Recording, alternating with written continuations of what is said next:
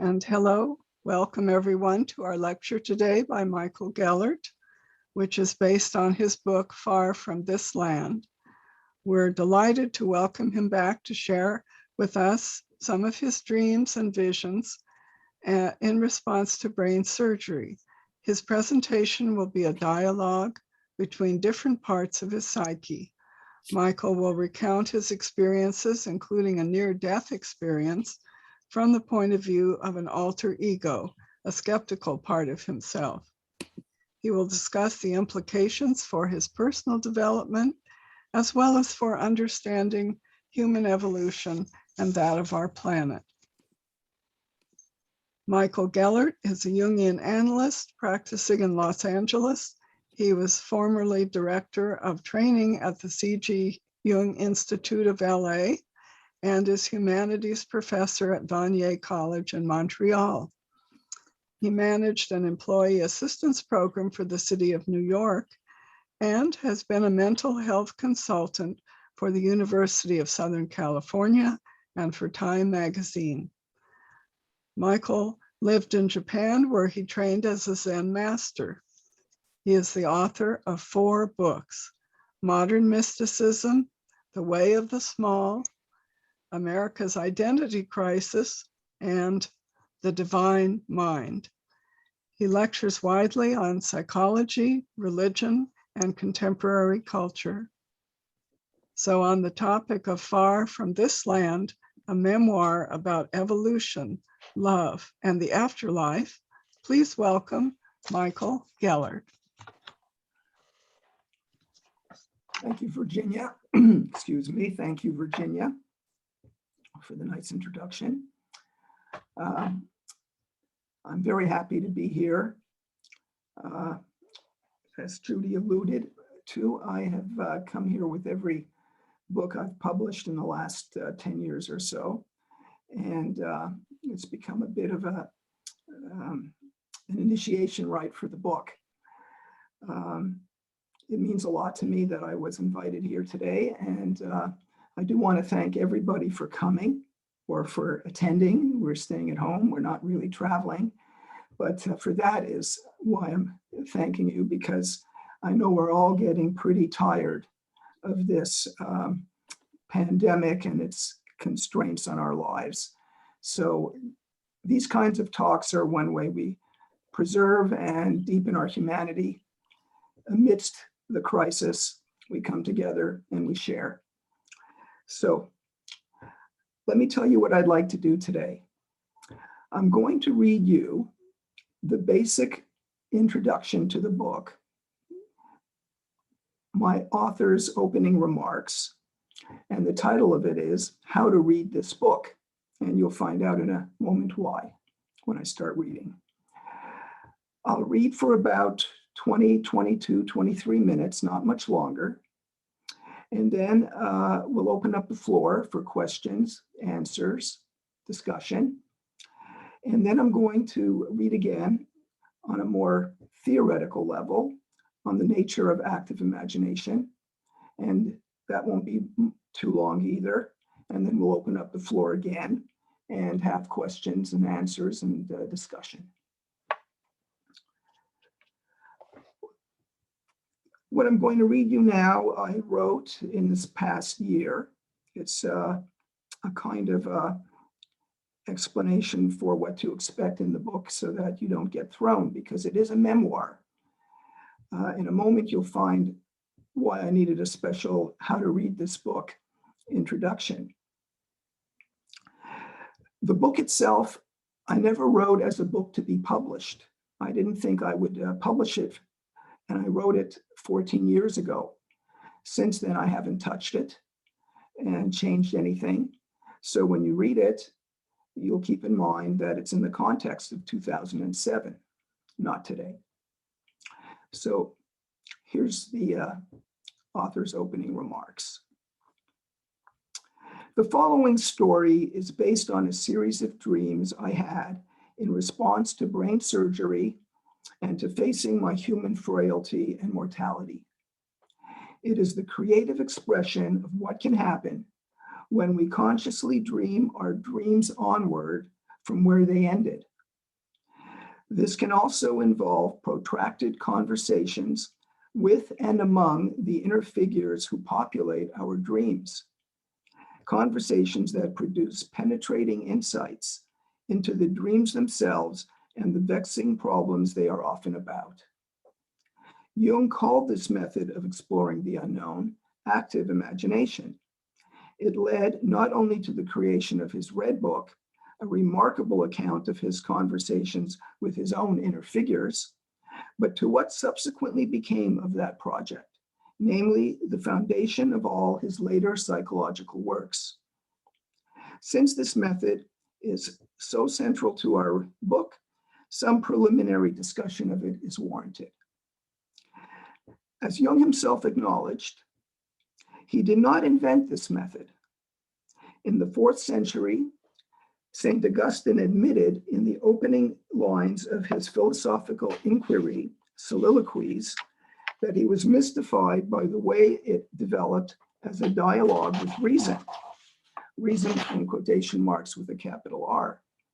The latter taking form as an inner voice that was not associated with a dream figure per se, but that nonetheless suddenly spoke to him. Goethe is known to have written some of his poems in a somnambulistic dream state, as if he were possessed, and he purposely secluded himself so as to foster this condition.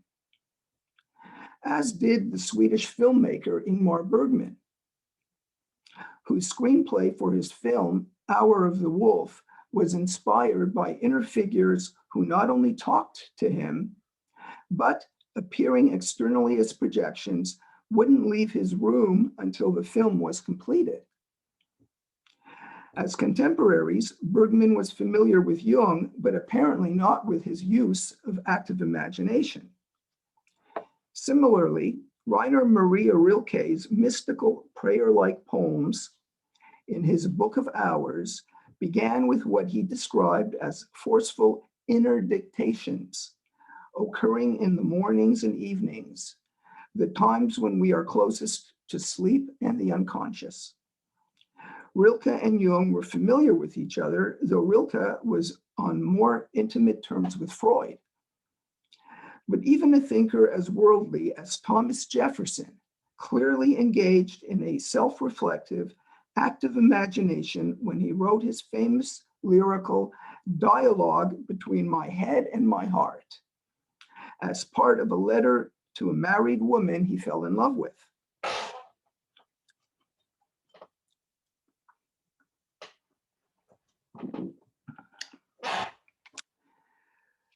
T.S. Eliot described the more shamanic side of active imagination as a disciplined kind of dreaming that has been forgotten in modern times.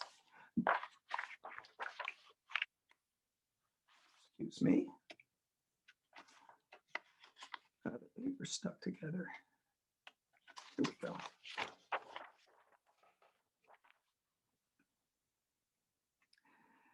A disciplined kind of dreaming that has been forgotten in modern times, but in earlier times was revered as the practice of seeing visions. Visions would thus be dreams we cultivate while we are awake, but in a meditative or trance state. Coleridge understood this visionary discipline to be a way to participate in a sacramental universe, or imaginal realm transcending any personal existence, his words, and he distinguished it from the creativity of the artist. Active imagination is not fiction or novel writing, even if at times it may resemble it, because it gravitates toward expressive arts like sculpting, painting, poetry, playwriting, and creative nonfiction. Through them, it connects us to the deeper layers of the psyche, layers that, if their numinous effects on us are any indication, seem to border on otherworldly realms. Or perhaps, as William Blake and others intuited, they are those realms themselves, a possibility that this book entertains. This story is a memoir of my visits via dreams and active imagination to what appear to be such realms. As you may have guessed by now, this is an unorthodox memoir. To begin with, unlike most memoirs, it is shaped by psychological and spiritual events more than familial, social, or historical ones. That is to say, it's more inner-oriented and intrapersonal rather than outer-oriented and interpersonal. Then there is the distinct kind of psychological and spiritual memoir that it is. The figures in our dreams, as any of us can observe, have a will and agenda of their own. There's no predicting what they will say and do. The same is true for the active imagination we engage in with them. There's no telling in advance in which direction it may turn and why. Dreaming and active imagination are both a supra-rational process. The inner figures who drive both activities can assume an identity far different than our own, representing what Jung called part souls or splinter psyches. Subpersonalities or parts of our psychic constitution, but not all of it. Their existence is natural and normal. We all have these parts, and they become a problem only when the ego or central personality becomes fragmented and overtaken by them in such extreme and rare conditions as dissociative or multiple personality disorder. The diverse religious traditions that have historically incorporated active imagination into their practices have always viewed it as a safe and productive way to investigate the mysteries of the human psyche and to tap into Coleridge's sacramental or sacred universe. Among such traditions, Jung includes the Jesuits with their Ignatian spiritual exercises, Patanjali's yoga with its sutras or aphorisms on the theory and practice of yoga, certain forms of Buddhist meditation, and medieval alchemy.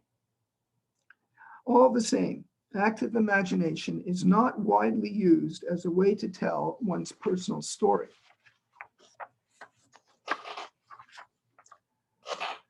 A further distinction making this memoir unusual is its main figure and narrator, a sub-personality, one so strong that it is practically an alter ego, named Richard Caldwell. His temperament, orientation, and biographical history are hardly my own. He personifies a skeptical side of me and gives voice to the existential doubts plaguing the period connected with my surgery, especially doubts about the continuity of consciousness after we die.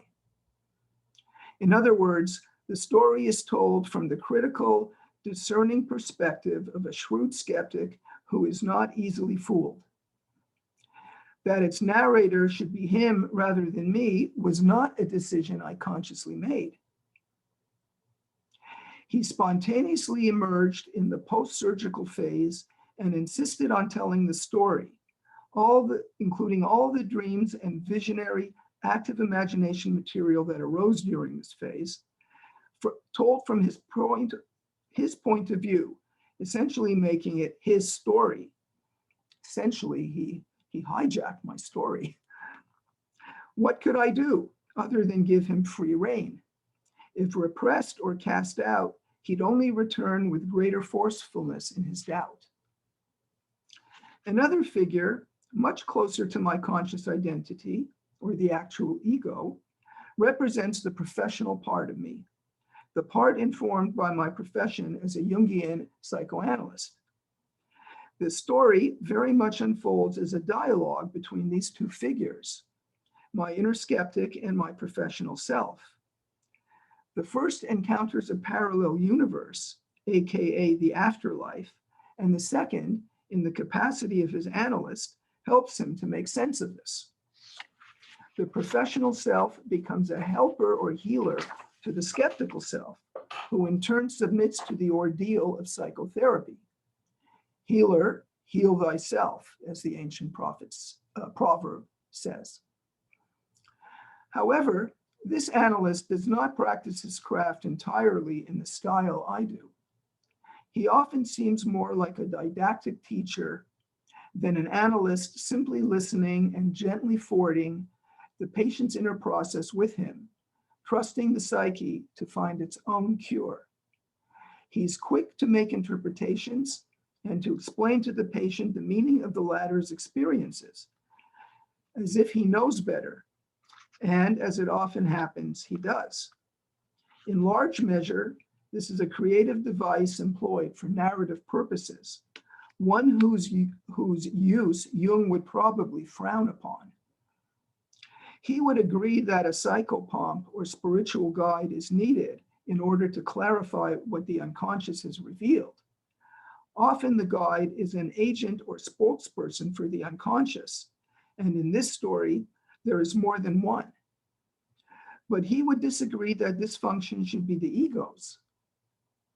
Citing Nietzsche's Thus Spake Zarathustra as an example of active imagination that is, in Jung words, too strongly consciously formed, Jung stresses the importance of carefully separating material in one's conscious mind from that of the unconscious. He believed that material seeping in from the ego or conscious mind waters down the objectivity of the unconscious and the active imagination that flows from it. The approach I take here is more in sync with the poets, playwrights, and philosophers who do not so finely distinguish between conscious and unconscious material and intentions.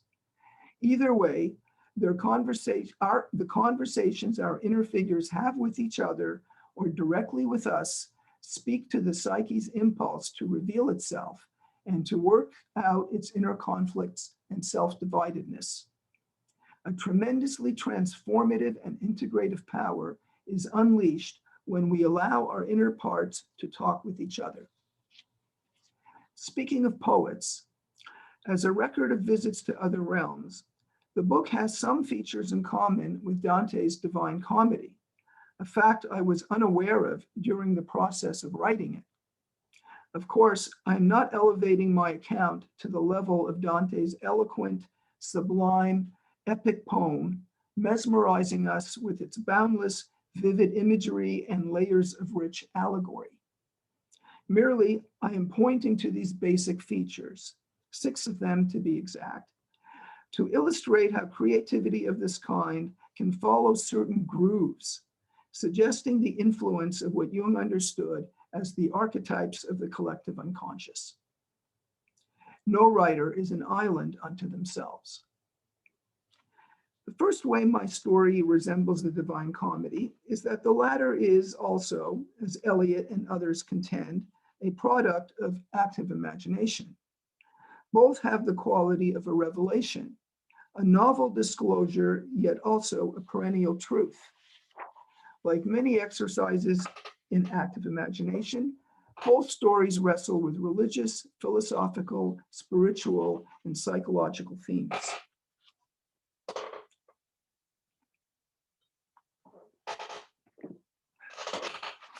Second, Dante and I are both actors in our stories, such participation being a general feature of active imagination.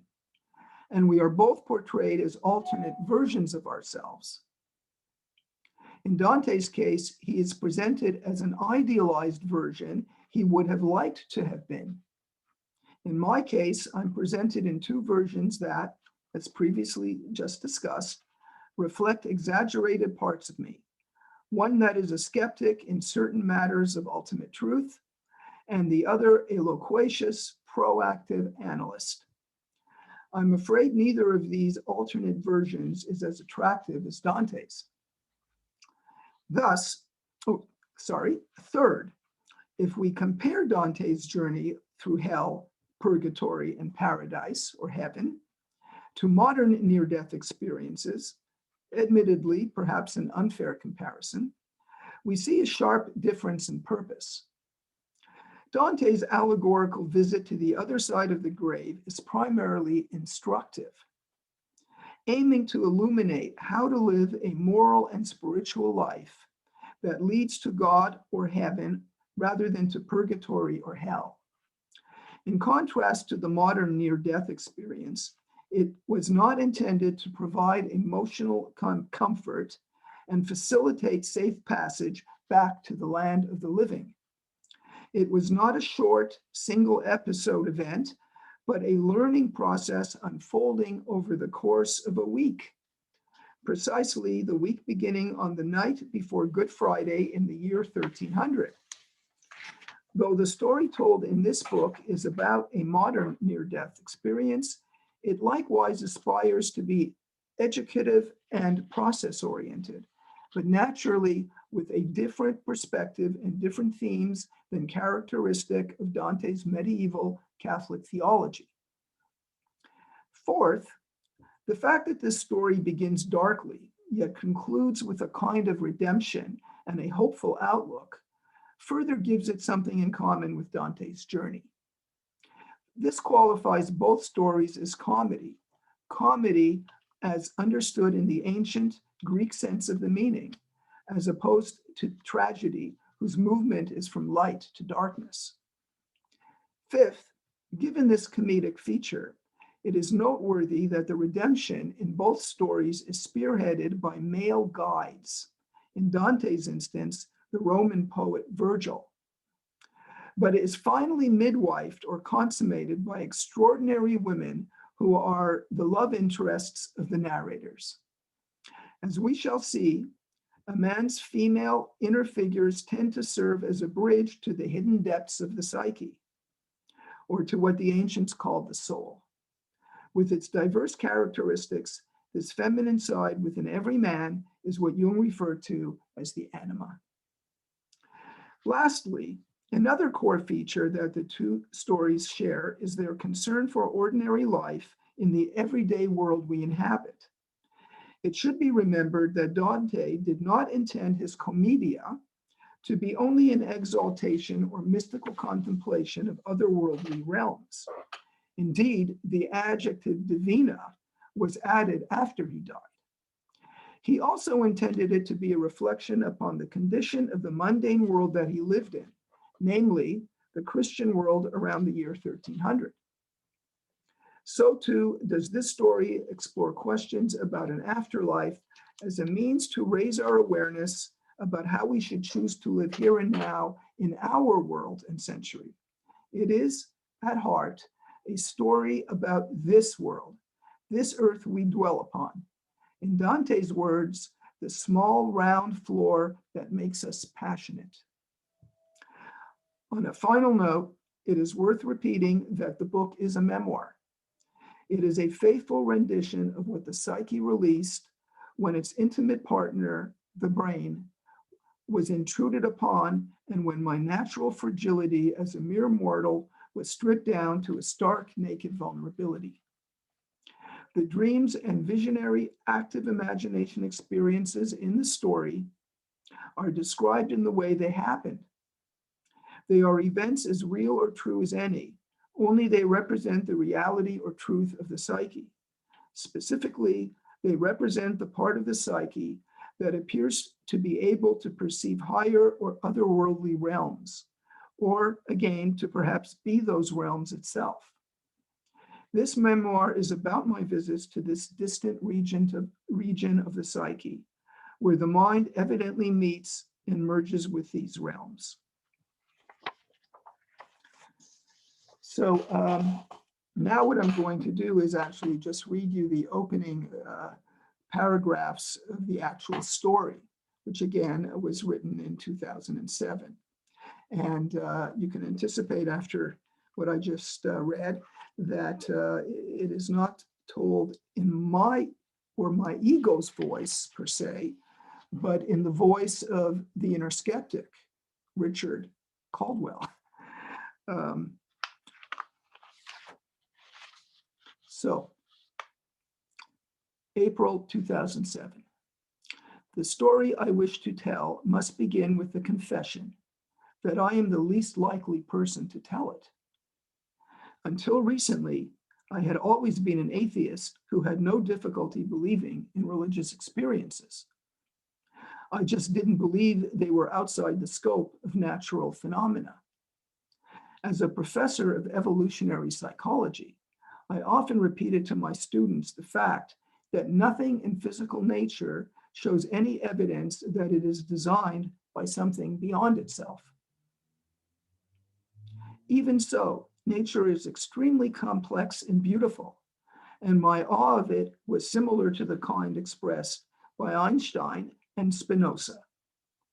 If that love of nature is what people mean by the love of God, then you could say I had this too. But the notion of a superior intelligence transcending nature was never one I could wrap my mind around. Today, my confidence that this notion is purely wishful thinking has been shaken.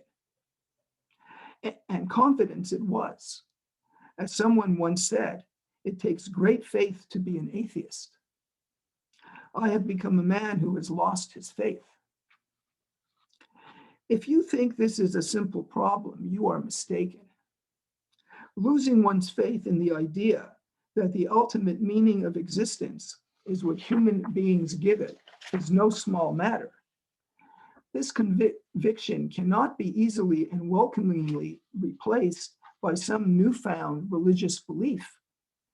It may be far easier to lose belief in a God or a heaven than, after a lifetime of scientific training in atheism, to gain one.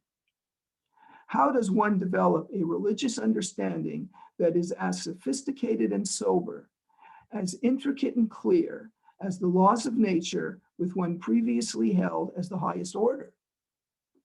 Believers who have lost their faith may seek help from a priest or some wise person who perhaps once also suffered such a crisis. But to whom do non-believers turn when they lose their faith? I had been told of a Jungian psychoanalyst who had formerly been a therapist at my university.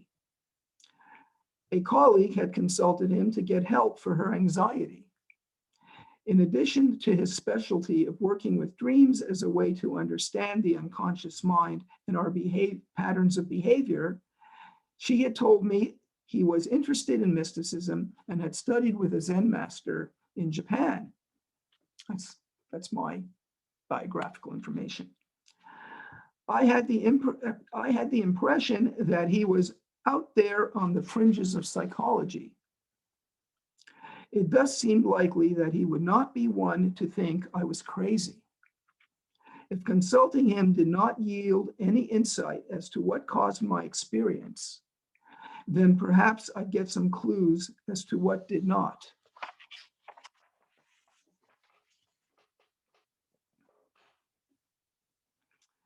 So now I'm going to zoom ahead some 20 pages and just read you the opening paragraphs that mark the beginning of the actual story, the actual series of events.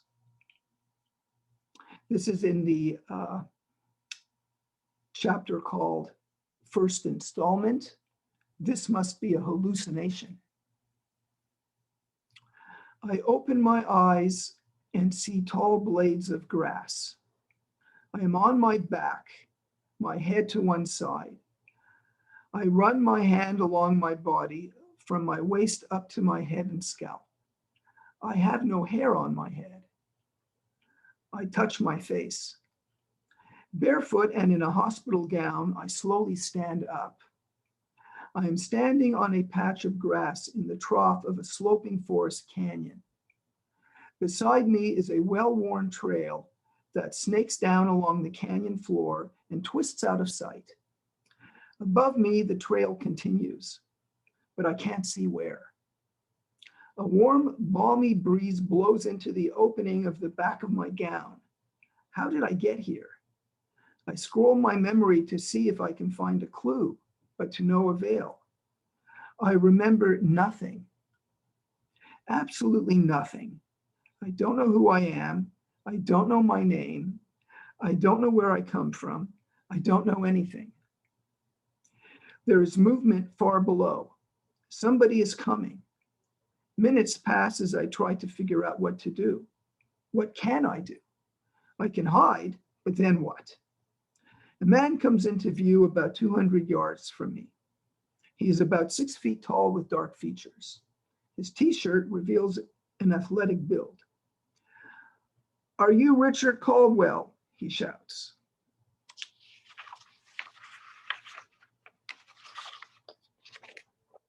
Story takes off from there. So what I read you is the book talk part of the presentation today. We will return a little later to the part about how to do active imagination. That part is also in the book, so it is part of the book talk. What I'd like to do right now is open up the floor for any questions, any reflections or comments. Particularly the opening remarks probably raised some questions, and I welcome you please to share them.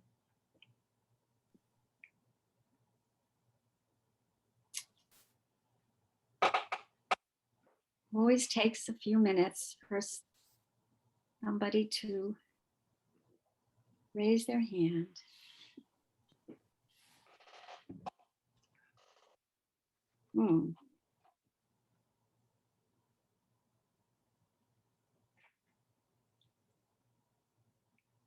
Okay. Eve, Maren, I'm sending you an unmute request. Thank you.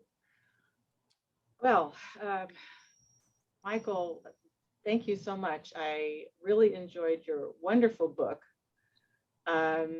Two questions that occur to me are, I'm wondering, you said this was written and based on an experience back in 2007. So 14 years ago, what prompted you to publish it at this point?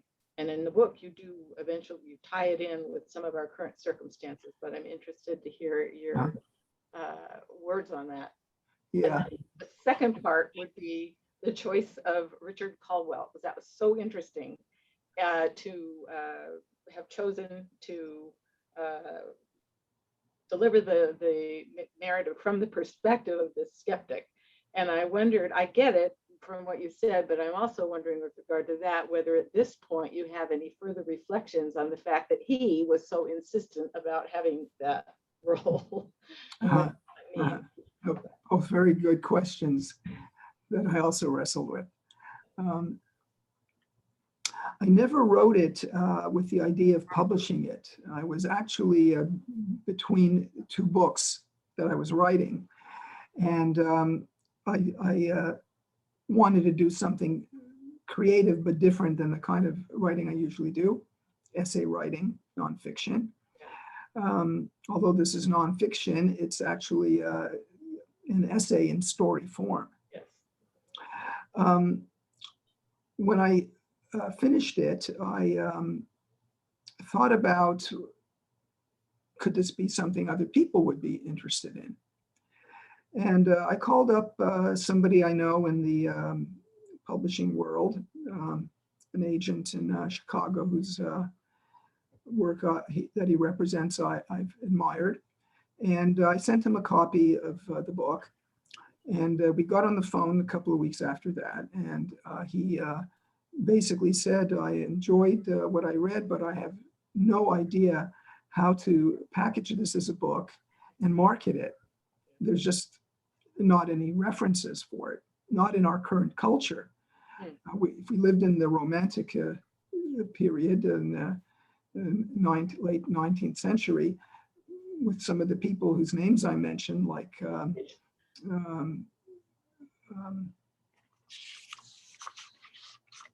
you know, the figures of the Coleridge and all those people, there might be a cultural context. Jung's Red Book had not been published yet. It was published, I think, some 2 or 3 years after I wrote this. So I didn't have any model I was going by particularly. And there wasn't much context for it. So in the years since then, well, we had the Red Book. And then we had a number of interesting films that came out that I think the fact that they were so successful made me think of what follows in this book, you know, the visions and so on. Those films were The Matrix. Inception was another one. A recent one, maybe 2 or 3 years ago, was Arrival. And I thought of it as a kind of, somebody once described it as a cross, the book as a cross between My Dinner with Andre and The Matrix, if you can imagine such a thing. So I decided maybe 2 or 3 years ago, after all these changes, that there is a niche in the culture, and let's share it and see if people find it interesting or of help of any kind. Why Richard? Why that particular inner voice? Since I was 18 or 19 and I got turned on to the inner world, you know, to the psychology of the unconscious and to comparative religion. My background's in comparative religion. Since that time, I have had a number, like many of us here today, different kinds of paranormal experiences, synchronicities, precognitive experiences, visionary insights. The one area in my life that I have been somewhat skeptical about is, does consciousness continue after we die? In fact, everything that other paranormal experiences can be explained by is that the psyche is one with everything around it deep down. What Jung described as the deep innermost psychoid layer of the unconscious, it unfolds into the physical universe through energy, through libido. And that is what makes synchronicities and other paranormal experiences, allows them to occur. However, all those experiences can then be explained as the psyche. And even God, Jung was careful to point out in many places, we need to be aware that we're not necessarily talking always about God. We're really talking about the psyche's experience of God, our perception of God. So that's not something I was able to right away integrate with the idea of a life after death. It seemed to me that that might not fit into that equation, because the psyche, if it's the cosmos, probably goes back 13.5 billion years, started with the workings of the Big Bang. But all of that is created. And we don't know and have a model for talking about before the Big Bang, because there was no before. Time was one of the things created in the Big Bang. So this was one place where I remained pretty skeptical. And then to pull it all together, I had a number of experiences that are not in the book that could only be explained as contacts with deceased loved ones. They just did not, those experiences just did not lend themselves to a mere psychological reductionism. They didn't lend themselves to interpretation like most of our dreams. And then the synchronicities around those contacts, many of which were originally dreams, but then generated all kinds of other physical phenomena. I entered a kind of exploration for myself of, well, how do we understand that in relation to the rest of the psyche? So I originally started writing it. There were two previous efforts at this before this one kind of took off. The other two efforts, the narrator was me, Michael Gellert, the psychotherapist. Early on in this version, something just kept intruding in that visionary trance state that we get into when we do active imagination. We'll talk about that a little later today. And who was it? It was this other voice, this part of me that was skeptical, pretty much exclusively about a life after death. And that's how that came about. And I figured, you know what? I had no idea what Jung's Red Book was like, other than what little of it had been published before the Philemon Foundation published the whole thing. The 7 sermons, that's also in his autobiography, that's, I believe, is incorporated into the last part of the Red Book, or is based some of the passages there on it. You know, I had no role model to go by, so I just figured let go to it and see where it goes, because the ego does need to be an active partner in active imagination, but it also needs to allow the other side to be an active partner, and that's where this was going. So that's how that came about. Thank you. I think it's a lovely twist.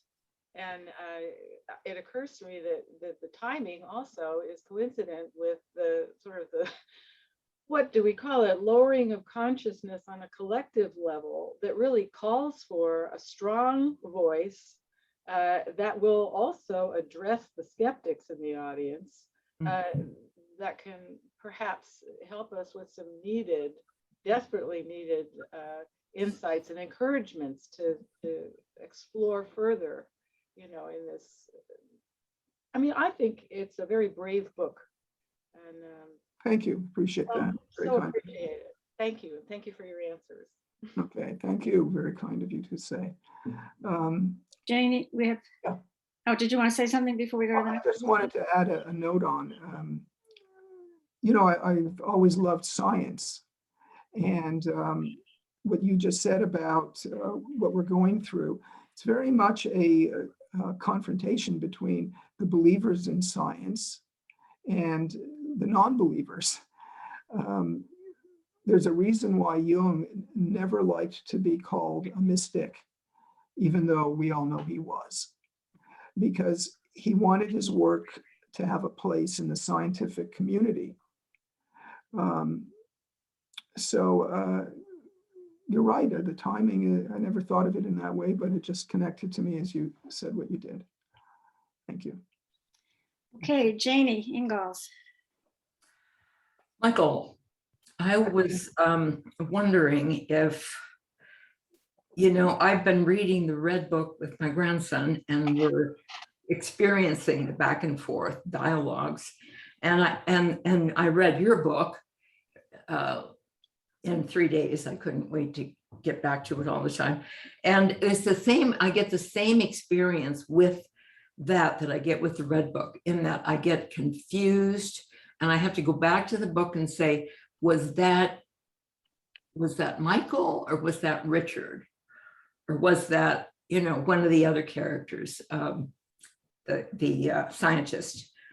And I just wondered, you know, maybe my ego's not strong enough to handle the holding together of these parts, but I just wanted to see if you could address that. What would be the question about that? The question was, does it require a certain development in the psyche to be able to hold the two parts? Like, I was envisioning you writing the book, and well, I couldn't imagine it, but you know, the back and forthness and how you could write from both parts. And yet I feel that way when I do collage, that there's this, I'm talking really to an actual essence, and I go back and forth, and I sometimes doubt whether I'm unconscious or the conscious when I'm in that state. So I wondered if that I felt that way with Jung's book and with your book. There was, I couldn't quite follow. It was intriguing because I couldn't quite follow whether it was you or Richard talking at times. Okay. And so that's I'm just wondering if that. No, it's a very good question. Very good question. Actually, the natural original condition of the psyche probably was as a multifaceted range of psyches or voices or perspectives within us. If we go back in evolutionary history, probably these multiple parts of ourselves that now we can only really contact through dreams or active imagination, they were the way that consciousness evolved way, way, way back, well before recorded history. There's been a number of things written about that by different people. And over the last few years, with all the advances in neuropsychology, we could see that certain parts, if they're stimulated of the brain with electrodes, different parts of us can come up and speak. And this was the original condition of that we evolved out of until we developed a central ego, which we did probably relatively recently compared to the earlier rest of the evolution of the psyche. When James Hillman wrote his, what I think was his breakthrough book that he always returned to the basic ideas of it in his later books, Revisioning Psychology, he was really arguing for a psychology that allows the multiple voices of the psyche to come up and to have a place. So this is not an unusual thing. We all have these voices in us. We could see them every night in the people who populate our dreams. They are often, if not always, expressions of some part of us that is fragmented or not regularly connected to what we now identify as the ego. So I think that's what you're alluding to.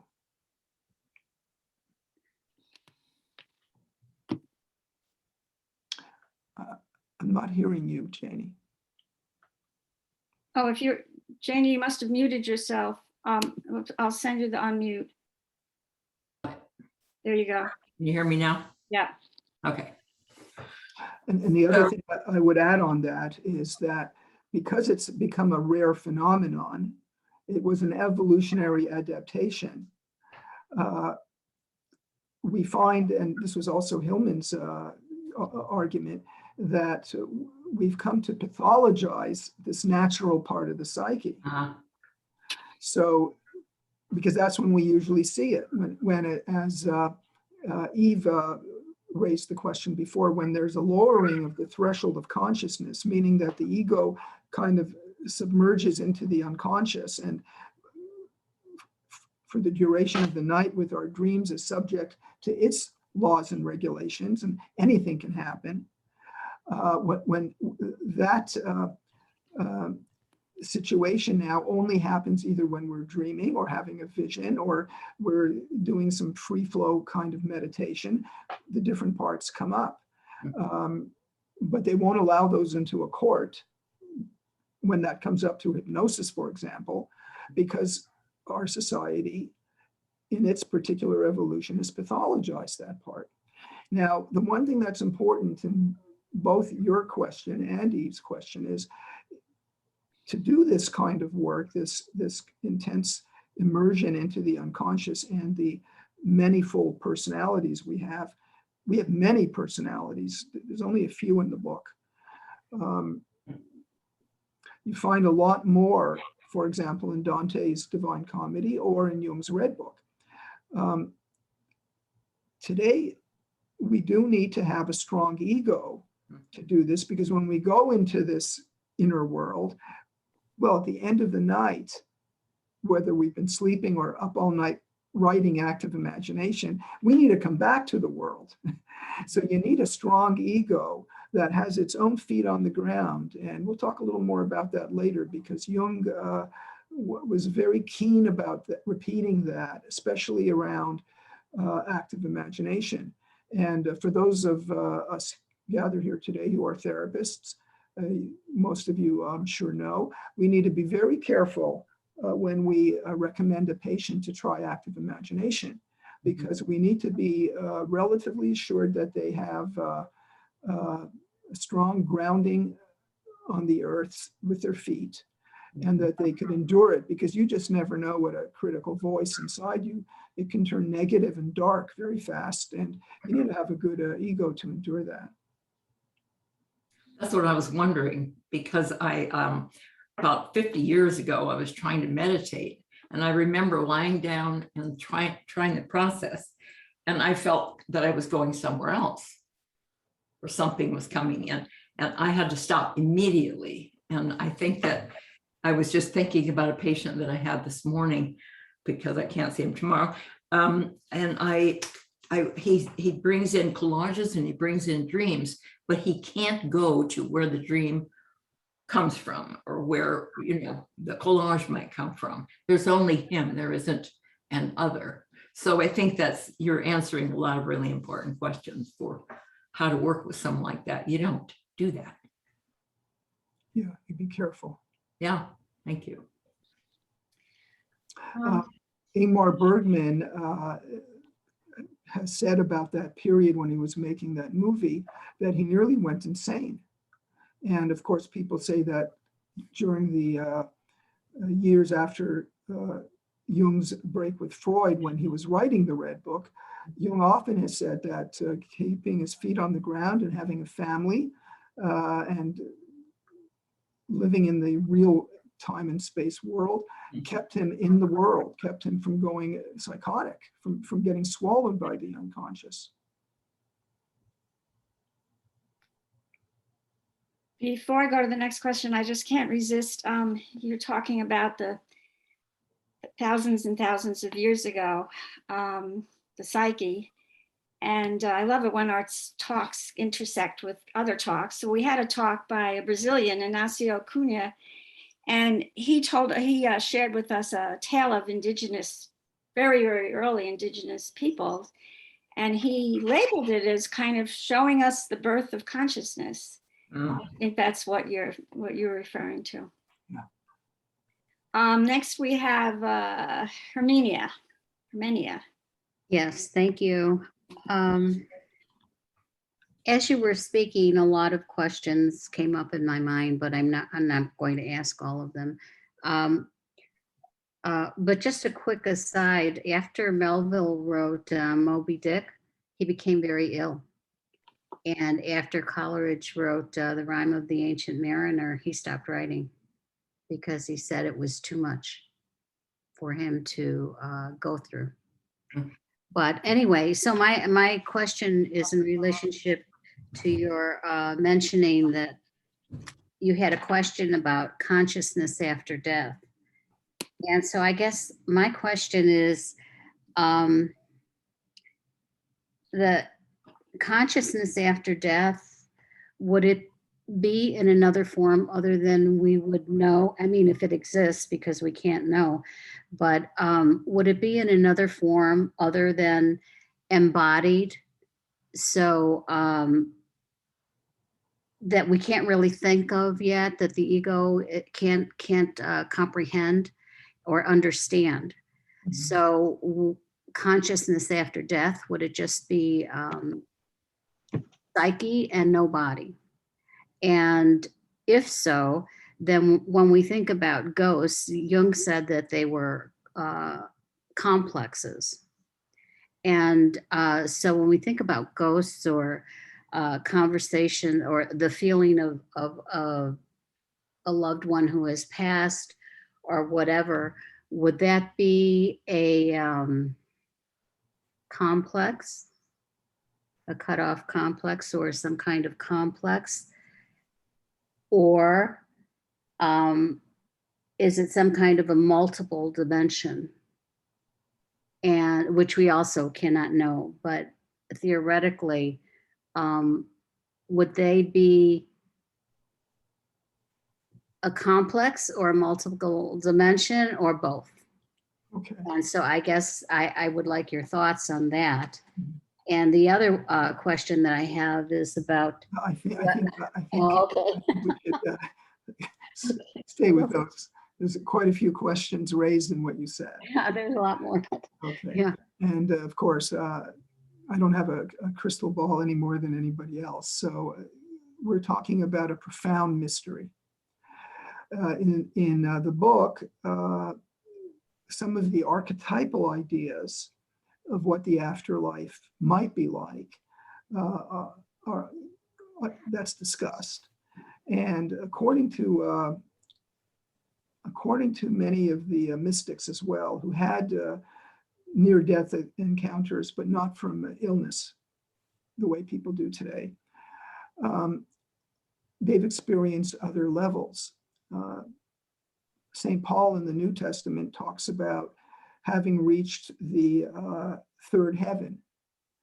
And it was a common idea in the ancient Mesopotamian world that there are 7 levels of existence, 6 of them above the one we're in. So we're at the very basic material level, which is a source for our problems, but according to the mystics, a requirement for our individuation, because it gives us a life. And if you believe in reincarnation, many lives to prepare us for higher levels of evolution, which is what is the way that through ancient and medieval history, people refer to altered states.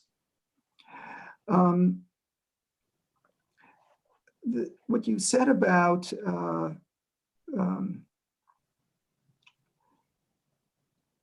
are these autonomous complexes, are dead people autonomous complexes? Well, that depends on whom in the Jungian world you're talking to. Many Jungians believe, maybe even most, that when Jung is talking about the dead, either in his autobiography or in the Red Book, that they believe that he's talking about a dissociated part of the psyche, or a part of the psyche that's profoundly unconscious. But in fact, if you read the autobiography carefully and you read the Red Book, you find that when he talks with people who are dead, that he's not talking representationally. He is, in his view, really talking about contact with deceased people. Stephanie Stevens, a couple of years ago, published a wonderful book I have no hesitation recommending to you to read about this, where she goes through the Red Book and shows exactly how Jung's approach or attitude in his language and his choice of descriptions changes when it's a dead person visiting him. He treats it as an actual literal visitation.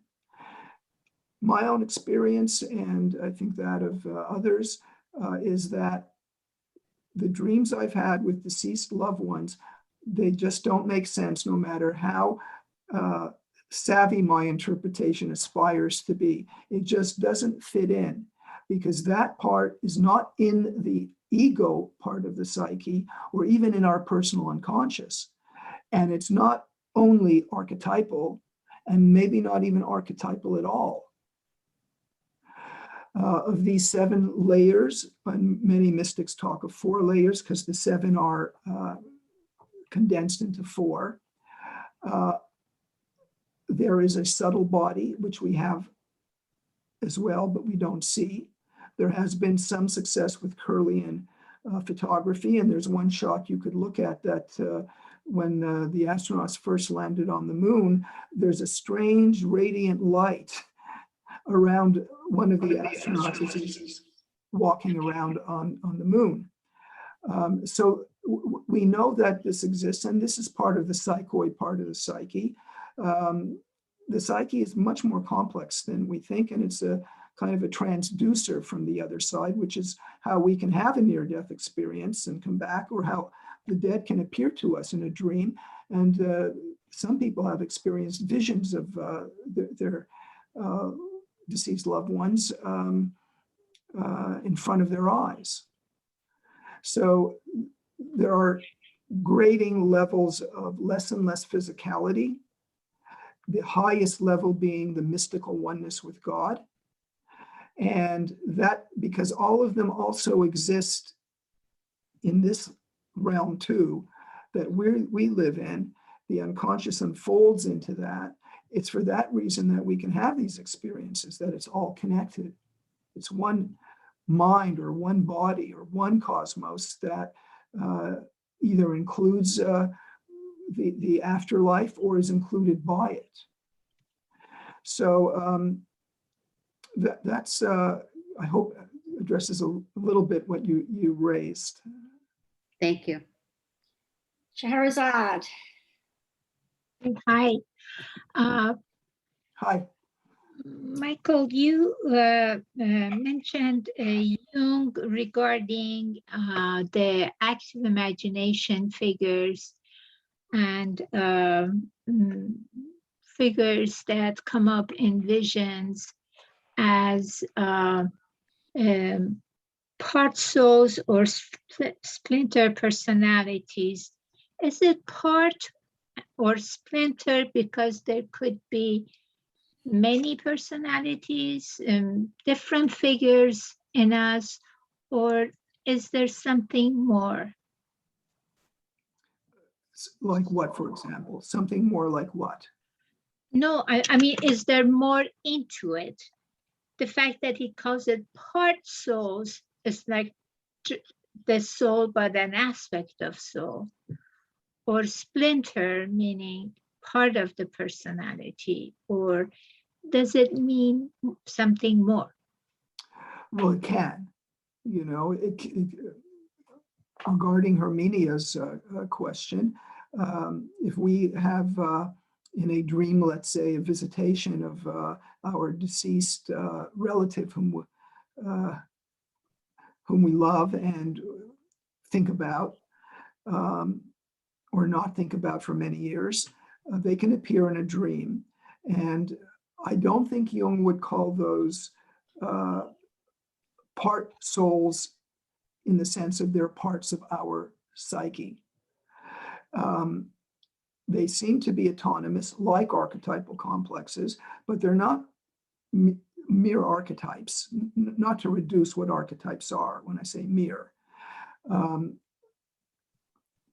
It's hard to tell sometimes when it's one or the other. Both Dante and Jung in their works, their active imagination works, treat the dead both as a communicator and as the person whom they knew. The communication aspect lends itself to behaving like anybody else you might dream of, who is somebody you don't know, or some anonymous person in your dream, or somebody you work with and see every day. Insofar as we're dreaming of them and projecting something into them, or they're compensating something in us that we don't see and they're carrying it for us to work on, the dream is coming with a kind of message. They are part souls or splinter psyches.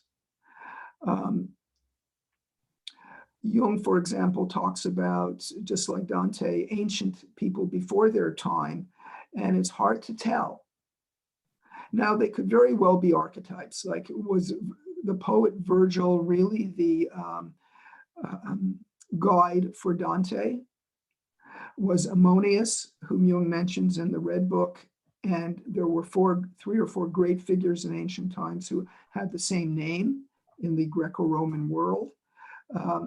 They could be purely archetypal.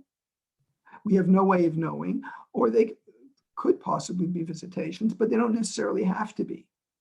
You know, it's a slippery kind of question because the ego just doesn't have that kind of objective viewpoint on the higher realms. When you're in a higher realm, you look where you came from and you have a more objective view, but it doesn't work the other way. All we have are our dreams and our visions.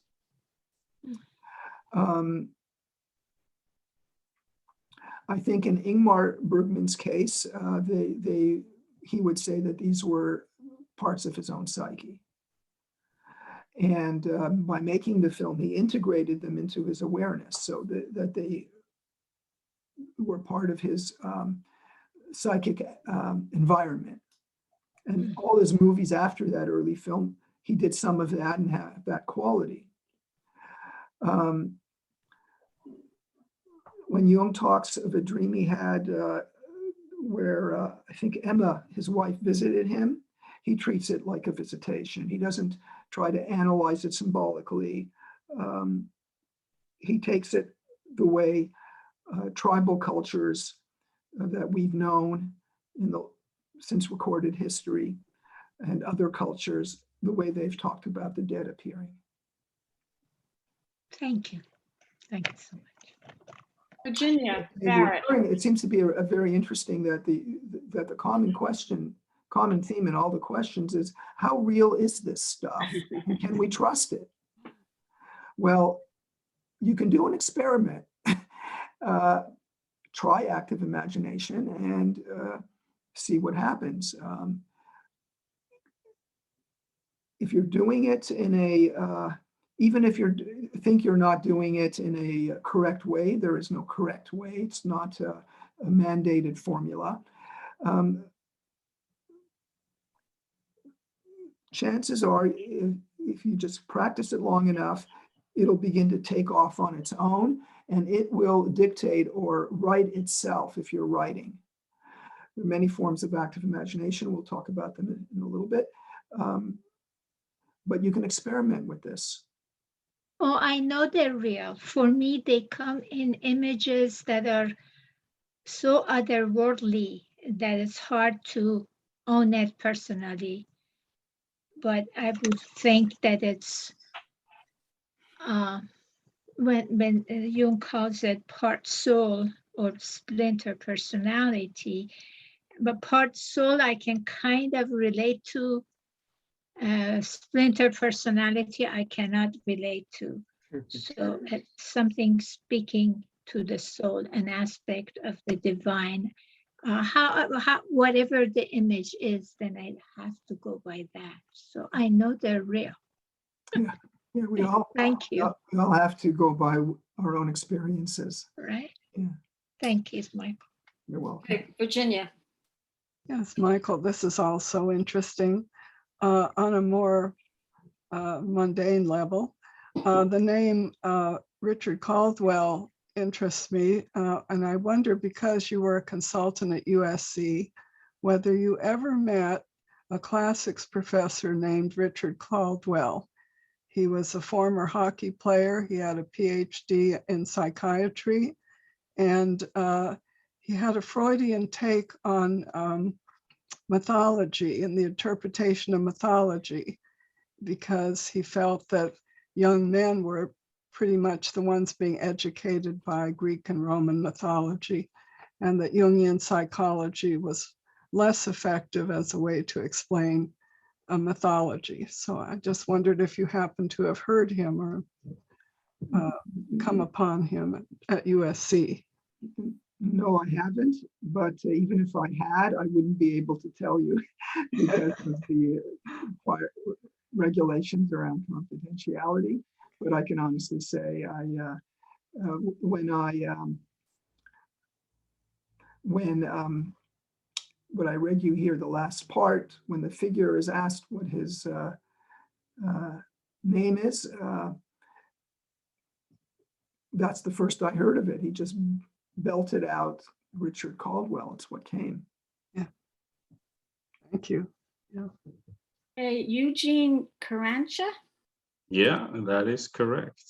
Very good pronunciation. Thank you. I just want to say I don't know much about this psychology. I ended up here from a Facebook group. So, but I thank you very much for organizing this. I haven't read the book yet, but I heard all this. I was Googling right now to see some before the book arrives. The question is, I guess, very much in line with what was talked about. So initially, you mentioned you had to put a huge preamble and then wait, I guess, for so many years because now the time is better because of the movies. So basically, my question is this experience of the unconscious somewhat needed to be sort of included into evolutionary psychology to be, otherwise you get marked as crazy, or are they mutually exclusive? And based on also what you mentioned Is what mutually exclusive? so are we basically an animal with a bag of tricks from evolution, and psyche is some sort of a, or is this thing real, as you just mentioned just before, in the same fashion that all the other different societies before us considered it? Well, if you're asking me after having gone through this, both are true, both exist. Jung's psychology, particularly his ideas of the collective unconscious and archetypes, all evolved over eons of generations. The archetypes got ingrained into the collective layers of the psyche. Now, these are referential terms, layers. We don't really see layers, but there appear to be parts in our psyches that go all the way back to our caveman days, if not earlier. So both Freud and Jung in their psychologies were quite compatible with what we know today, or what is taught as evolutionary psychology. The archetypes evolved over millennia of experiences that eventually got ingrained in the brain, not just in the mind.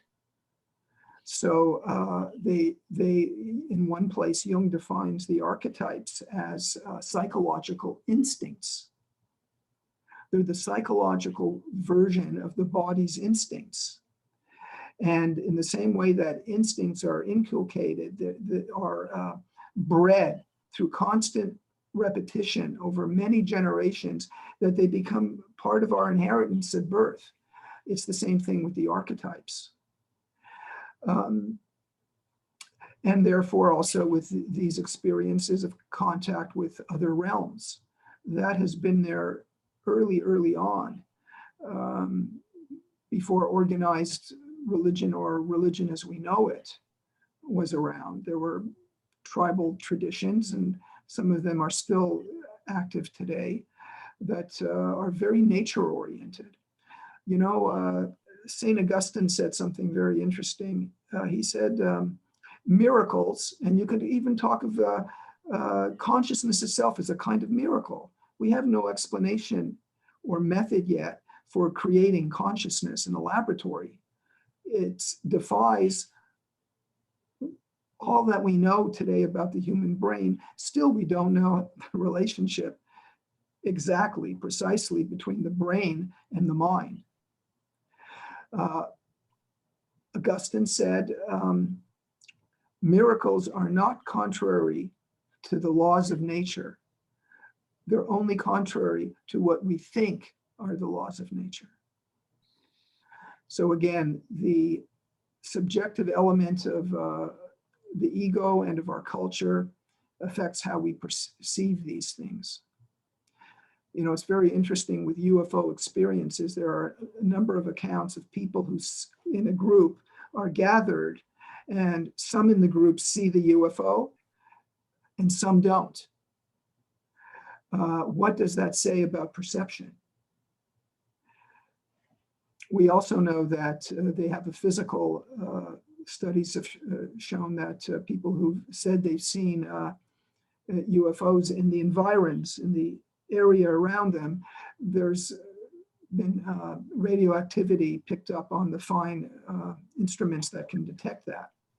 So if UFOs are a kind of myth, a modern myth coming out of the psyche, as Jung argued in one of his essays, it raises the question of what kind of projection or what kind of myth can have a physical dimension. Again, it's a different model than science today, but I think that as we continue to evolve, these two sides are going to come closer and closer together. Like Einstein said, science without religion is lame, and religion without science is blind. So these two ultimately, I think, have to come together. So I think the answers to your questions, in some measure, we have to wait till the future to really be able to understand what those questions suggest. Okay, Mitra. Yes. First of all, thank you so much for allowing this very daring and fascinating topic, Dr. Gellert. And I, like you, I don't think this is a either or proposition, or whether the visions and dreams that we have of the departed are just archetypal, or do they have anything to do with objective reality and a continuation of consciousness after death. But I've had several experiences that show me that it can be both. And one of the ones that speaks directly to the objective reality of this phenomenon is that one night about 20 years ago, I dreamed about this very spiritual looking old man, the archetypal kind of the wise man.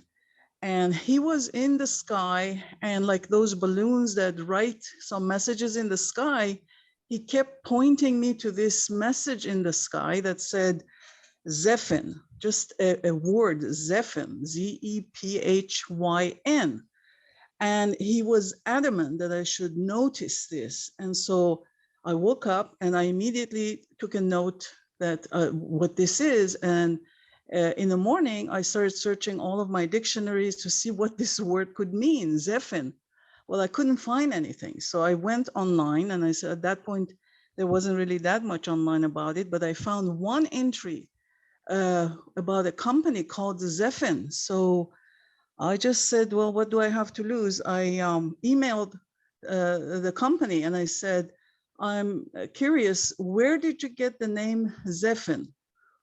And the person who was the owner of the company emailed me back. Now I have all of these emails to this day.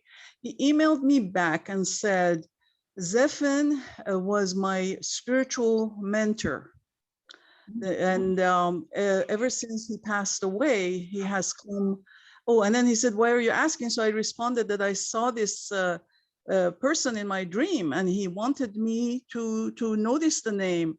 And so he says, well, Zephyn is my spiritual mentor. And ever since he passed away, he has come to the dreams of some of my immediate associates and family members, but never to this point to the dreams of a total stranger.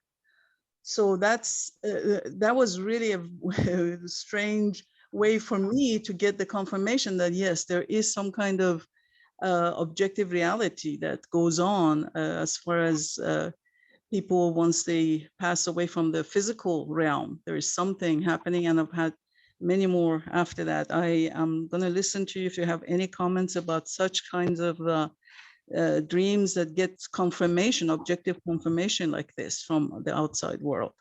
Yeah. Well, the story has some illustrations of that. So I think you'll find that related to your own experience. I wanted to ask you, Mitra, did you ever try active imagination with Zephyn? No, because he never, for some reason, he never wanted to continue the conversation, and I didn't want to be imposing anything. But as far as I know where you're going with this, you're thinking maybe Zephyn had some kind of message for me. That's a very interesting thought, and I might start doing that even now. So you mentioned that. What was Stefan trying to tell me? Right. I think the message was just for this fellow, because he said whenever, apparently whenever he's in some kind of a quandary or something, this Zephan figure appears in dreams and tries to catch his attention. So, Right. Jung tells in his autobiography of his encounter with Shankara, the great Hindu mystic, I think of the 4th or 5th century. And Jung used to go for walks in his garden, talking to Shankara as if he were with him, right beside him in a body. So a lot of good inner work can occur when you have that kind of connection. So good. That's good. thank you so much. Thank you. Thank you for your description of your experience. We just got I another. think we should, You want to go on to the next section? well, I think I'd like to, since we're already with Yeah. Mitra's question, talking about active imagination, it might be a good time to do that. And anybody who still has questions, you could ask it then after I read this as well. We'll have some time. And if you're willing, and we can run over if people, anybody who's able to stay. So we're open to that. Yeah. Well, Judy, is there a way we can get a sense of people answering the question? If everybody here or most of you do active imagination or have done it and you know how to do it, it may not be necessary for me to read you this appendix that I put in the book, How to Do Active Imagination. But if there are enough people who haven't done it and are interested, I would read it. But is there a way to see? Under reactions, we could ask people to do the thumbs up. If they've done active imagination. I've never done this before. We'll see what it looks like. So if you've done active imagination, does it tell us that? Yeah. So then, well, it's a small number so far. Okay. Well, or maybe they just want to hear what you have to say. well, I have a few pages that for those of us who haven't done active imagination or aren't very familiar with it, I could read that. And then we can take some more questions. Okay, sounds good. So how to do active imagination.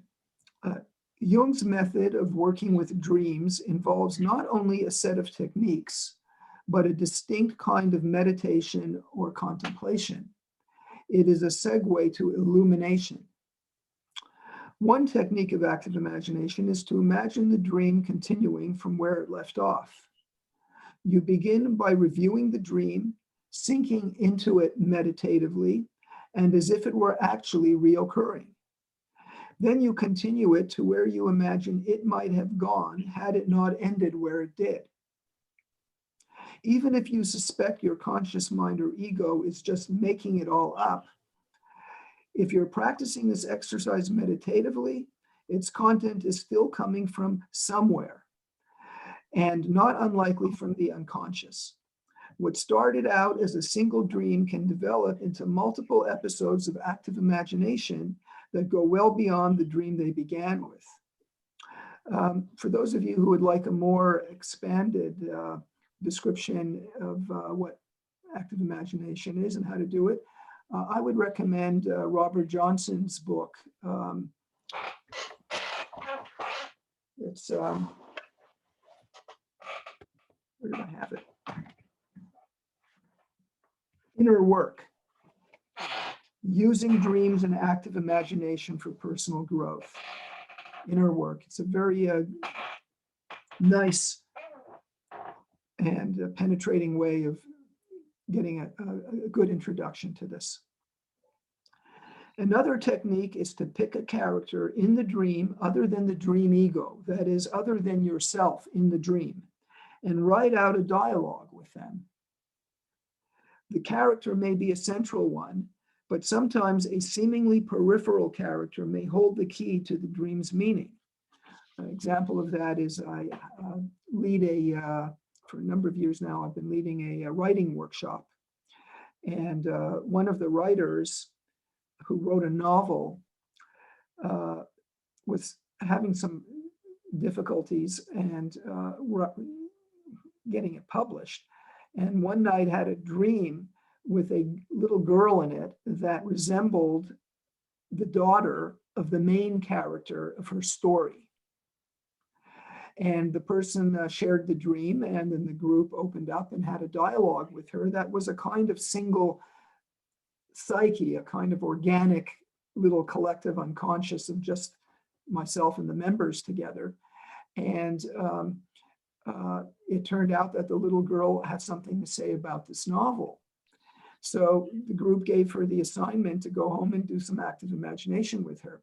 Well, she came back the next week and said that the character, the daughter, is going to now be the central character. She's going to rewrite the novel from the point of view of the little girl. So you see, a peripheral character became central because of welcoming the person in. And actually, she wrote a much better book because it had this unusual quality. The narrator wasn't one of the main actors, but she had a more objective view of what they were going through. So the character may be a central one, central in the dream, but sometimes a seemingly peripheral character, as I said, may hold the dream's meaning. The character may also be non-human, for example, an animal, a tree, or any other magical creature or object, unicorns and many different kinds of creatures that come from fairy tales come up in active imagination too. In active imagination, as in the dreams it is based on, anything is possible. In writing out the dialogue, the style used for plays, you get a turn to speak and then the character gets a turn, is usually adopted. You can ask or tell the character anything you like. Why are they in the dream? What do they want from you? What do they know about you or your situation that you need to know? And so forth. It can be very enlightening, even if disturbing, to hear them say things about you that you've never heard before or openly acknowledged. Thus, what makes such dialoguing an authentic emotional interaction with the unconscious, and not merely a cerebral activity of the ego, is the ability to allow the character to really speak their mind as opposed to yours. To hear what they have to say, you must truly let go to the autonomous process of the imagination, to the living psyche. You may even imagine when the character is speaking that you are looking at yourself through their eyes. This is one way to get out of your ego's perspective and into theirs. Connecting to other perspectives that are latent in your psyche can make you more whole in your understanding and experience. Here the question sometimes comes up: what does it mean when a famous historical person or celebrity enters our dreams or active imagination? For example, as I mentioned earlier in Jung's Red Book, one of three possible figures from the 3rd century named Ammonius. All we can say for certain is that the unconscious part of the mind or psyche that reproduced their image seems to be reflecting something to us that this famous figure personifies. What is it about them that attracts us? Or reversely, what is it about us that makes the unconscious want to draw our attention to them? That's the mystery we might wish to uncover. Mostly, they seem to carry the projection of our golden shadow when they are public figures, the part of ourselves that are good qualities that we haven't fully developed. And they carry the projection of our dark shadow when they appear as diabolical or threatening.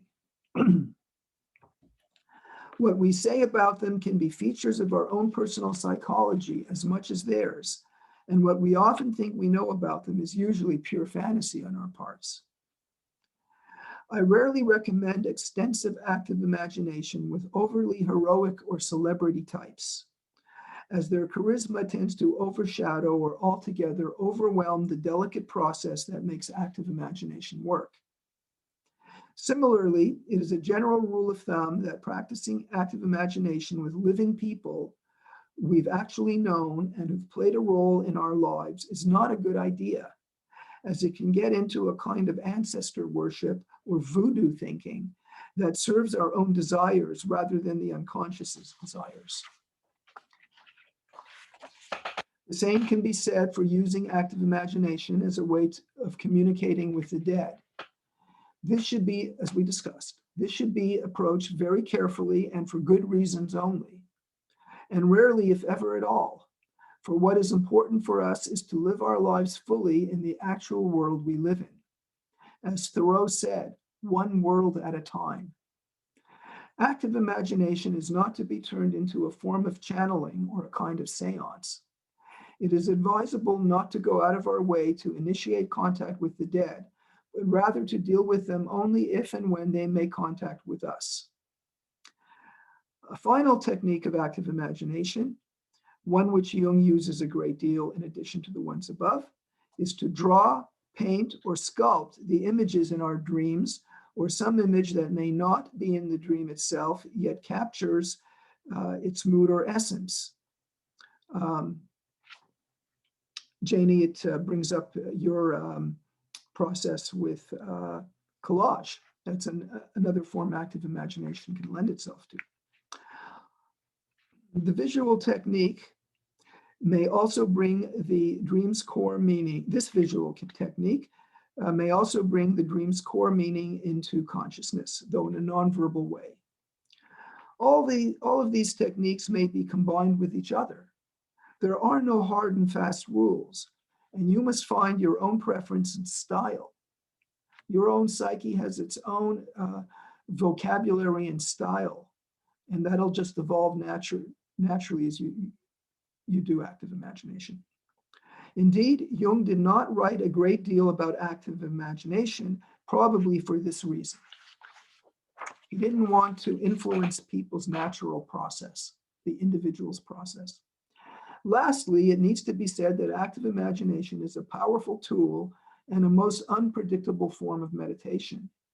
If one does not have a strong, healthy ego that is well grounded in the world, it may have dangerous and harmful effects. When in doubt, one should not practice it without the guidance of a therapist, and certainly if what started out as an intriguing exploration makes us become dissociated or otherwise turns dark or diabolical, we should stop practicing it and consult a therapist. The psyche is a many-splendored thing, but not always a splendid one. There are a number of very good books that you could read on active imagination. I'll just mention them real quickly, in addition, of course, to the Red Book. Jung talks about active imagination in his essay, The Transcendent Function. If I may, Judy, can you put that diagram up? This is, I put this together based on Jung's essay of The Transcendent Function, which is in volume 8 of the collected works. So, I would suggest we try as an experiment to do some active imagination, but to do that in a large group like this turns it into, by necessity, a guided imagery. And the difference is, with active imagination, the unconscious is its own autonomous force and self. And it is the one that is promoting the dialoguing process, as well as the ego. Whereas in guided imagery, there's a model superimposed, and it puts the unconscious sometimes to the side. So that's why I wouldn't do something practical. But I'm giving you here with this little chart what practically does happen. It's just on a slightly more theoretical level. So I think that 4 things come together to create a full-bodied active imagination experience. There's the initial dream, which is a kind of blueprint. And usually if you look at our dreams, you're going to find, especially if they're recurring, there's some conflict that the unconscious is pointing to, some conflict the ego has that the unconscious wants the ego to work on. So that starts the process, gives the raw material for the active imagination. Stage number 2 is the recognition, a simple recognition and honoring of the independent and objective life of the psyche. That is, it has its own mind and its own will, and even its own kind of language than the ego does. The aim of this second stage is to have a dialogue with that autonomous intelligence, and not to be too quick to reduce it to some sort of symbolic interpretation, or to take out the symbol dictionary and try to look it up and say, oh, that's what this is. We don't know what this is until you've had that dialogue in depth. As Bob Dylan sings in his song, The Gates of Eden, at dawn my lover comes to me and tells me of her dreams, with no attempts to shovel the glimpse into the ditch of what each one means. You want to allow the mystery to unfold on its own terms. The aim of active imagination, the third stage, is compromise. Compromise with the unconscious that is presenting itself in some form through the active imagination. This is what Eric Neumann calls a parliamentarian ethic, that there's a dialogue, and the opposition party also has a vital say in the ego's plans. You know the saying, tell God your plans if you want to hear him laugh, or hear her or it laugh. Well, that's because of the different perspective the unconscious can have from ours. You could read in the Transcendent Function in paragraphs 185 to 86. I'm not going to read it because we're running running late on time. I want to leave more room for questions and answers. But the aim of this third stage is to integrate the inner other into the personality. Now, this integration, this word, causes a lot of confusion out there. Integration of something that is an inner other, particularly if it's a deceased loved one, does not mean that the opposites are imperceptibly blended into the personality or the ego, like the way an artist would learn a new technique from some other artist and integrate it into their style. It doesn't work like that, especially with the shadow. You don't want to integrate archetypal shadow into your ego personality, because there's going to be negative effects from that.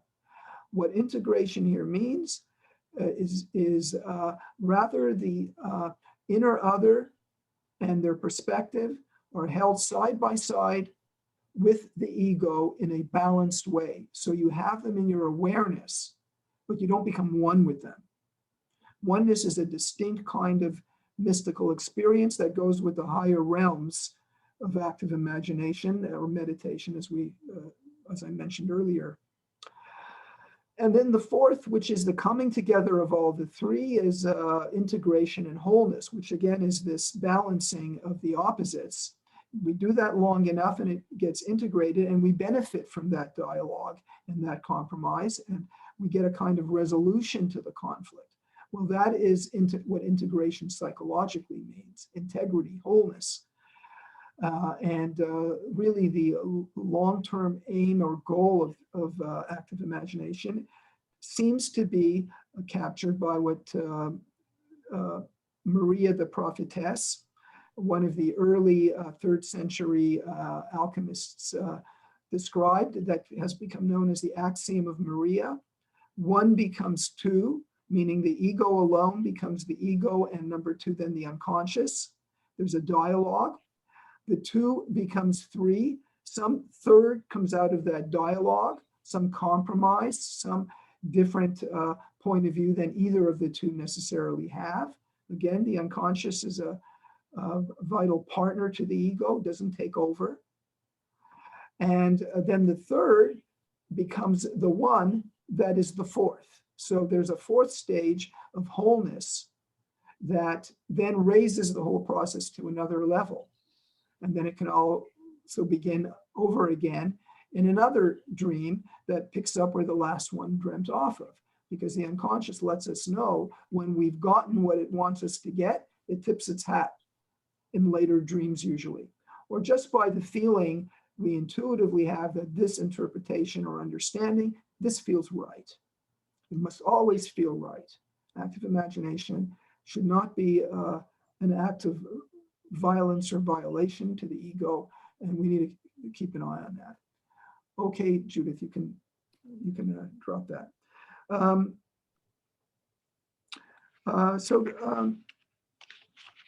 Any of you who would like a bibliography of things to read, you can go on my website, michaelgellert.com, and just send me, there's a place you can type in for contact.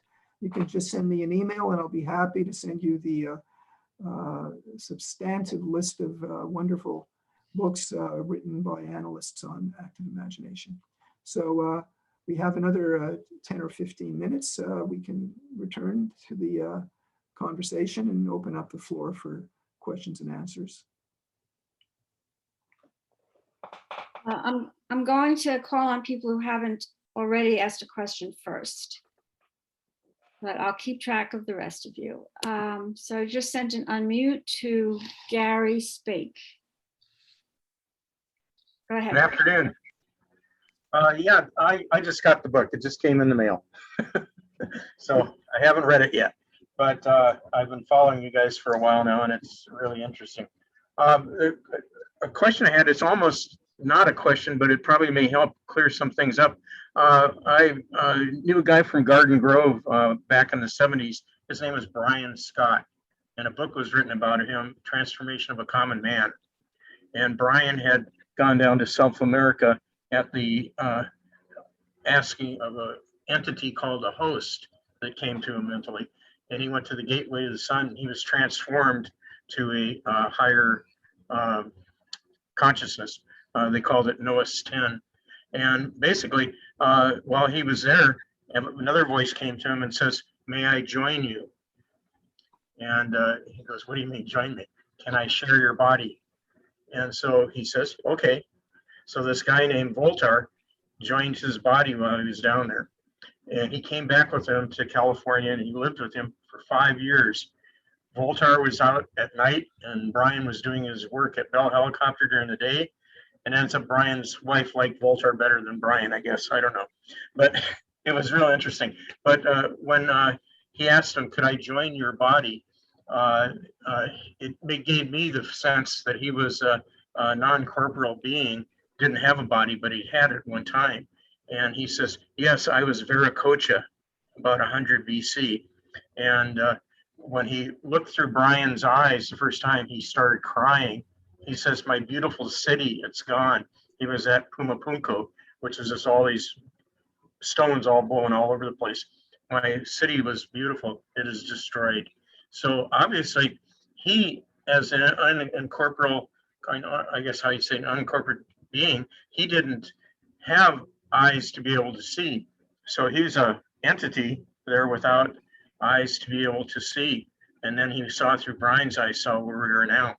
So that just brought kind of an interesting thought to me, that these constructs, you call it, or something that may be disembodied people that were alive at one time, they don't have the third dimension sources that we have to see the world as it is. Somehow he saw the world, but it was in a different way than actually physically seeing it. When he saw it, it just shook him up.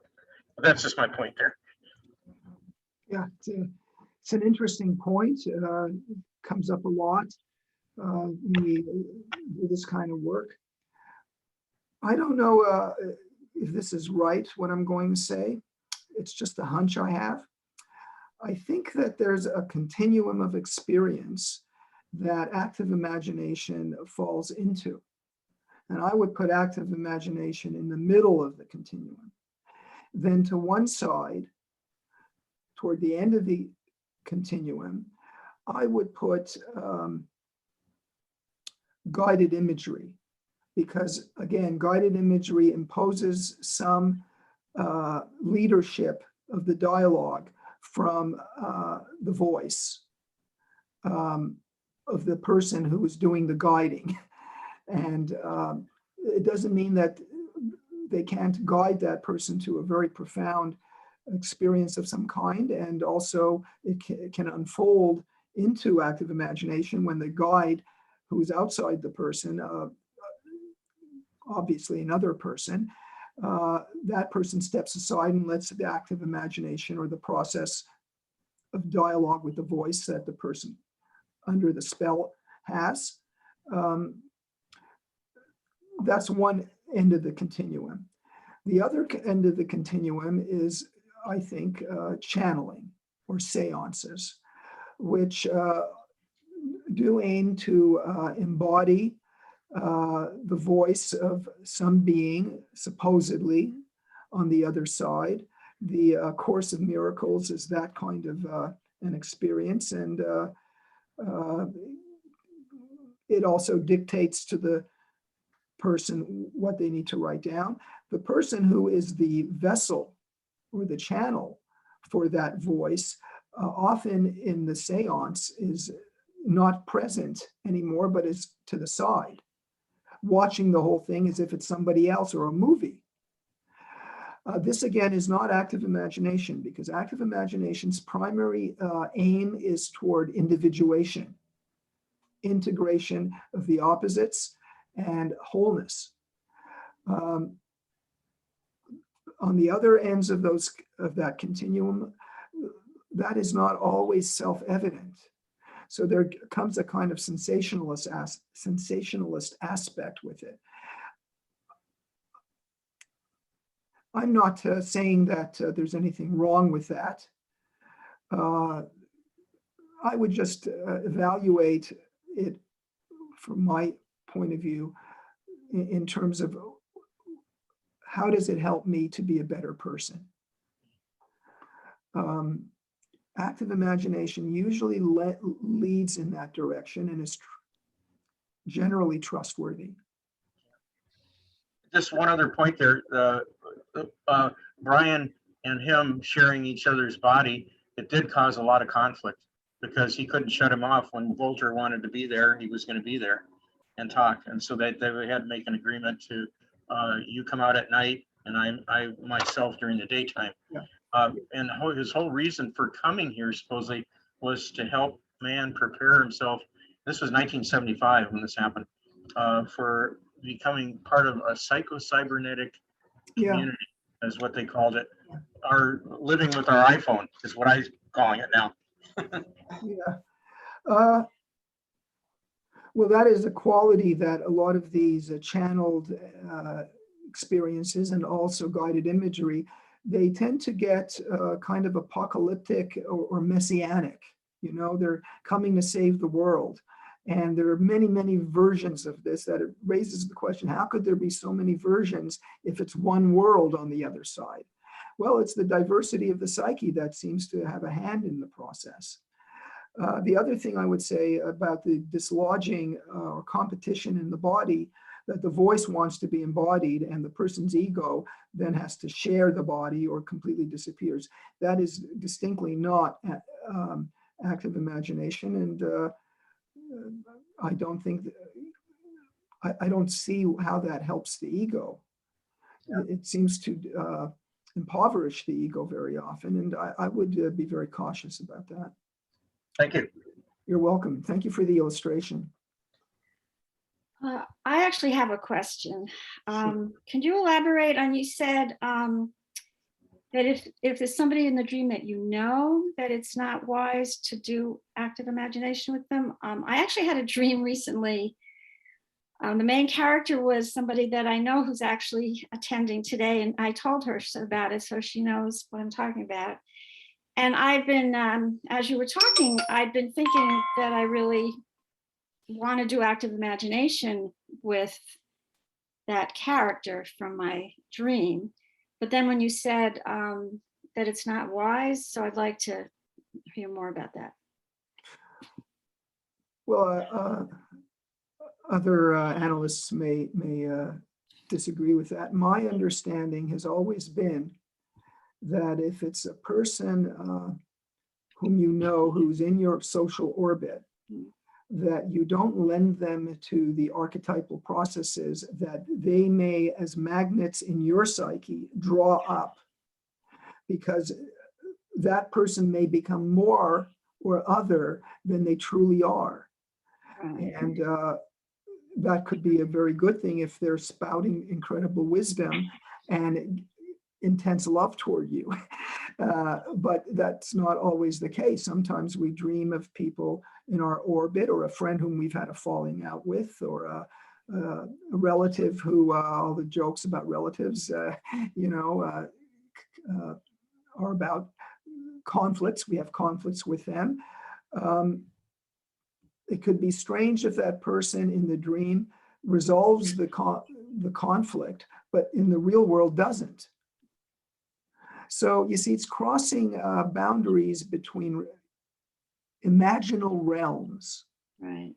These are all imaginal realms, and there are many imaginal realms. If you read, for example, the autobiography of a yogi by Paramahansa Yogananda, they talk about the 4 levels that span from the incarnated level we live in to the highest, where we're totally one with God, with the divine, and emptied of the ego. And then there's all the ones between. And on each of those layers, there could be thousands, especially the astral ones, there could be thousands and thousands of worlds with millions of people. But these are imaginal realms. So I think it's not advisable to do active imagination. Do an experiment and see what it's like. But I would caution against that too. On a thing like that, journaling is good, because journaling should be on that continuum that I put the 3 on. You could put journaling in there, because journaling gets us to hear ourselves as if it's coming from outside. Now, this is not the same as automatic writing, because automatic writing, again, is closer to the seance than journaling. Journaling just gets your creativity and your psychological aptitude so charged up that you can get some really good insights about your friend. And for example, if you had an argument with a friend and you're journaling, you could ask yourself, well, how do they feel? And usually if you're an empathic enough person, you'll get the message. They'll tell you what they need and what they feel you didn't do kindly to them, so, and of course you could always bring it into your analyst and work on it. But I think the general rule of thumb is be careful and aim to keep active imagination in the imaginal realms. Okay. Janie, did you raise your hand? Oh, you should. It's there. So I thought you had raised your hand. Well, then I think we are done, unless anybody else quickly wants to raise a hand. Well, this was very, very interesting. You all know that the email that gave you the Zoom link gives you the link for purchasing the book. Oh, Hermione has raised her hand. All right, we'll do one more. Thank you. It's a very quick question. Do you think that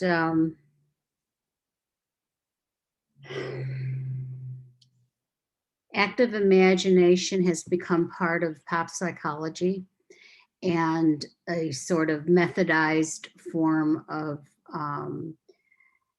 therapy in which the therapist really does not understand the depth to which that kind of activity can go? And it's sort of a methodized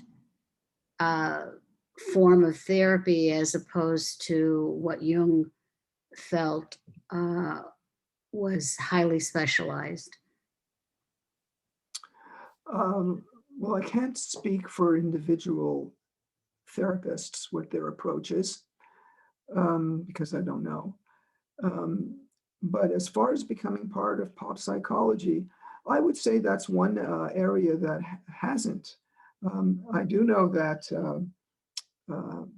Robert Johnson's book has sold almost 200,000 copies, but I don't think even that has made it too popish, because what you get out of, just try active imagination, and if you haven't already, and you'll see that when it's your turn to speak, you have to work.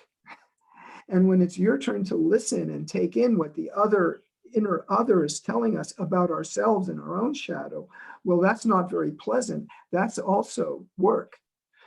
And much of pop psychology wants to kind of make a shortcut so that you can get the wisdom without doing the hard work.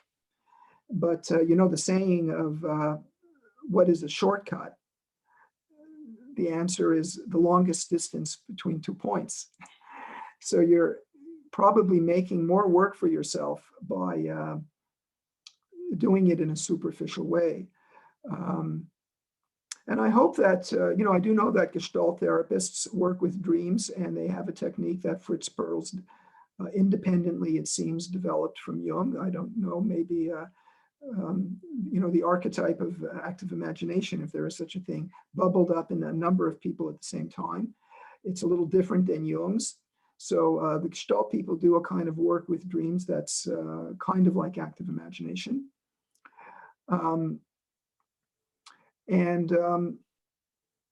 Mindfulness has become a kind of pop, and you can see that by how easily it's translated into every problem, but the problem doesn't go away, because some problems require more than a superficial mindfulness.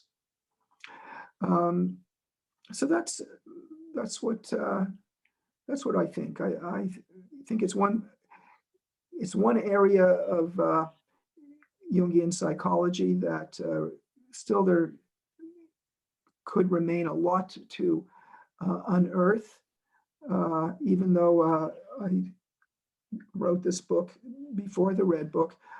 I imagine there are many other books out there and things that people write, and they don't even know it's active imagination, or they don't know much about Jung, and some of them could have real gems in them. I've read a few things like that, and they're very impressive. What they really show is that the psyche, or the collective unconscious, is autonomous, and it doesn't have a copyright. It's not a Jungian copyright.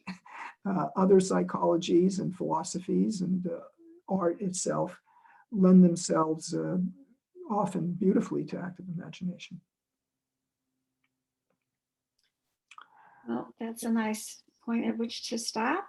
And thank you so much. And we'll look forward to your next book. Thank you. Have you again then. And hope to see all of you in October for Michael. We're having 2 Michaels in a row from California. Michael Marsman on addiction.